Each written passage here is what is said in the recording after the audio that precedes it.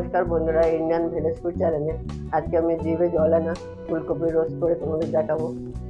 এই রেসিপিটা এতটাই সুন্দর খেতে লাগবে, তোমরা সকাল বিকাল দুবেলাই খেতে পারবে। রুটি, লুচি, পরোটা, এমনকি ভাত, রাইস, পোলাও সব কিছুর সাথেই খেতে পারবে। এতটাই খেতে সুন্দর হবে, তোমরা বারবার আঙুল চাটতে বাধ্য হবে। চলুন বেশি কথা না বলে রেসিপিটা দেখে নিই।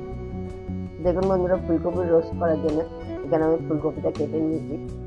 আমি এখানে মিডিয়াম সাইজের ফুলকপি কেটেছি, আর ডাঁটির দিকটা আমি এভাবে কেটে নিয়েছি সমান করে, যাতে ডাঁটিটা ভালোভাবে সিদ্ধ হয়। এখন আমি এই ফুলকপিগুলো ভালো করে একবার ঠান্ডা জলে ধুয়ে নিয়েছি। এখন আমি ফুলকপিগুলোকে গরম জলে একটু ভাপ দিয়ে দেবো। এর মধ্যে গ্যাসের মধ্যে বসিয়ে দিয়েছি জল। এখন আমি ফুটান্ত জলের মধ্যে দিয়ে দেবো হাফ চামচ নুন।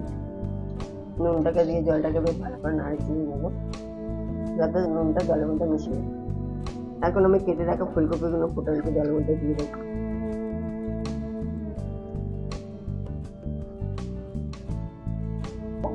এখন আমি ফুলকপিটাকে দিয়ে ফুটান্ত জলের মধ্যে নাড়িয়ে নেবো। এতে কি হবে, ফুলকপির মধ্যে যে ব্যাকটেরিয়াগুলো আছে সেগুলো মরে যাবে। এর ফলে কি হবে, পেটের কোনো সমস্যা হবে না, আর যদি কোনো পোকামাকড় থাকে সেটাও মরে যাবে। এখন আমি ফুলকপিটাকে এভাবেই 5 থেকে 6 মিনিট ভাবিয়ে নেব। 5 থেকে 6 মিনিট পরে ফুলকপিটা আমার হালকা করে ভাবানো হয়ে গেছে। এর ফলে কি হচ্ছে, কোনো পোকা থাকলে সেটাও বার হয়ে যাবে। এখন আমি লাভিয়ে নিয়ে ফুলকপিটাকে জলের সাথে ছেঁকে নেব। ফুলকপিটাকে এখন আমি জল থেকে ছেঁকে নিয়েছি। দেখুন, ফুলকপিটা আগের থেকে অনেকটাই চকচকে আর পরিষ্কার দেখতে লাগছে, আর সাইজেও হালকা কমে গেছে। এখন আমি ফুলকপিটাকে ভেজে নেব।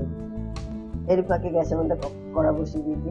কড়াটা গরম হয়ে গেছে, এবার আমি পরিমাণ তেল দিয়ে দিলাম। এখন তেলটা খুব ভালো মতন গরম হয়ে গেছে।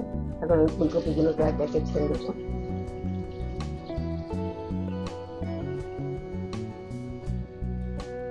ফুলকপিগুলোকে দিয়ে এখন বেশ আমি ভালো করে নাড়ি দিয়ে নেবো, যাতে তেলের মধ্যে ফুলকপিটা ভালো মতো মিশে যায়। এখন আমি 2-3 মিনিট ধরে এরকমভাবে নাড়াচাড়া করে ফুলকপিটাকে ভেজে নেবো।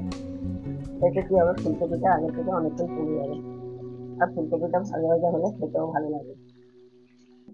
প্রায় 2-3 মিনিট ভাজার পরে ফুলকপিটা আগে থেকে অনেকটাই কমে গেছে।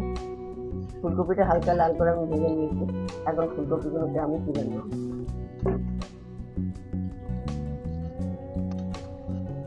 এখন আমি ওই তেলের মধ্যে দিয়ে দেবো বেশ কিছু গোটা গরম মশলা, 2টো দারচিনি কাঠ, 2টো লবঙ্গ, 2টো এলাচ, আর সাথে দিয়ে দেবো 2টো তেজপাতা। ফোড়নটাকে আমি একটু নাড়িয়ে তুলে নেব। ফোড়নটা আমি কয়েক সেকেন্ড ধরে নাড়িয়ে তুলে নিলাম। এখন আমি দিয়ে দেবো 2 চামচ আদা বাটা। আদা বাটাটাকে দিয়ে 1 মিনিট ধরে আমি নাড়িয়ে ভালো করে ভেজে নেবো। এই সময় গ্যাসের আঁচটা মিডিয়াম আঁচে একটু ভাজতে হবে, তবে আদাটা পুড়ে যাবে, খেতে ভালো লাগবে না। 1 মিনিট ধরে ভেজে নিয়েছি। এখন আদার কাঁচা গন্ধটা কেটে গেছে। এখন আমি দিয়ে দেবো তেলের মধ্যে বেশ কিছু মশলা। প্রথমে দিয়ে দিলাম হাফ চামচ হলুদ গুঁড়ো, তারপর দিয়ে দেবো হাফ চামচ লঙ্কার গুঁড়ো, তারপর দিয়ে দেবো হাফ চামচ জিরের গুঁড়ো, তারপর দিয়ে দেবো হাফ চামচ ধনে গুঁড়ো, দিয়ে দেবো উপর থেকে সামান্য একটু জল। জলটাকে দিয়ে মশলাটাকে খুব ভালো করে নাড়িয়ে দিয়ে নেবো। প্রায় 8 থেকে 10 মিনিট ধরে এভাবে নাড়াচাড়া করে মশলাটাকে কষিয়ে নেব। এতে কি হবে, মশলার যে কাঁচা গন্ধটাকে এবারে আমি মশলাটাকে ভালো করে কষিয়ে নিয়েছি। দেখতে পাচ্ছি মশলা থেকে তেল ছেড়ে দিয়েছে, দেখতে হচ্ছে তেলটা উপর থেকে ভেসে উঠেছে। এখন আমি এর মধ্যে দিয়ে দেবো 100 গ্রাম টক দই, সাথে দিয়ে দেবো 1 চামচ চিনি। টক দই আর চিনিটাকে দিয়ে ভালো করে নাড়িয়ে নেবো। চিনিটা দেওয়ার একটাই কারণ, যাতে কালারটা ভালো আসে। টক দইটাকে দিয়ে আমি ভালো করে 2 মিনিট ধরে নাড়িয়ে কষিয়ে নিই। টক দইটাকে দিয়ে আমি 1 থেকে 2 মিনিট খুব ভালো করে নাড়িয়ে নিলাম। এখন আমি ভেজে রাখা ফুলকপিগুলোকে দিয়ে দেবো। ফুলকপিটাকে দিয়ে আমি বেশ ভালো করে নাড়িয়ে নিচ্ছি, খুব ভালো করে যাতে গ্রেভিটা ফুলকপির মধ্যে মিশে যায়। এখন আমি 3 থেকে 4 মিনিট মিডিয়াম আঁচে এভাবেই কষিয়ে নেব। আর এই সময় তোমরা যারা যারা আমার ভিডিওটাকে দেখছো, তারা আমার চ্যানেলে কমেন্ট করুন, লাইক করুন, আর বেশি বেশি করে শেয়ার করুন, আর অন্যকে দেখার সুযোগ করে দাও। এই দই ফুলকপিটাকে দিয়ে তোমরা ভাত, রুটি, লুচি, পরোটা সব কিছুর সাথেই তোমরা খেতে পারবে। এমনকি ফ্রাইড রাইস, পোলাও, তন্দুরি সব কিছুর সাথেই চলবে। 2 থেকে 3 মিনিট ভালো মতন আমি কষিয়ে নিলাম। ফুলকপিটা অনেকটাই মাখা মাখা হয়ে গেছে। এখন এর মধ্যে দিয়ে দেবো আমি পরিমাণ জল। খুব বেশি জল ব্যবহার করবো না, আমি এখানে 300 ml জল ব্যবহার করছি। জলটাকে দিয়ে ভালো করে নাড়িয়ে দিলাম। দিয়ে দেবো সামান্য একটু নুন, নুনটাকে দিয়েও নাড়িয়ে দিই। এই সময় ঢাকা দেওয়ার চেষ্টা করবো না, তাহলে ফুলকপিটা গলে যাবে আর যে কালারটা আছে সেই কালারটাও কেটে যাবে। এখন এভাবে মিডিয়াম আঁচে রেখে আমি 4 থেকে 5 মিনিট ফুটিয়ে নেবো ভালো করে। 5-6 মিনিট পরে আবারও আমি নাড়িয়ে দিয়ে দেবো। দেখতে হচ্ছে ঝোলটা অনেকটাই কমে গেছে।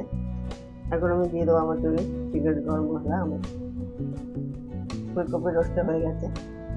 এখন আমি গরম মশলাটাকে দিয়ে ভালো করে নাড়িয়ে দিয়ে দেবো, যাতে গরম মশলাটা সমস্ত জায়গায় মিশে যায়। গরম মশলা দিয়ে আমি নাড়িয়ে চড়িয়ে দিয়েছি ভালো করে। এখন আমি নামিয়ে নেব। তৈরি হয়ে গেল আমার ফুলকপির রোস্ট।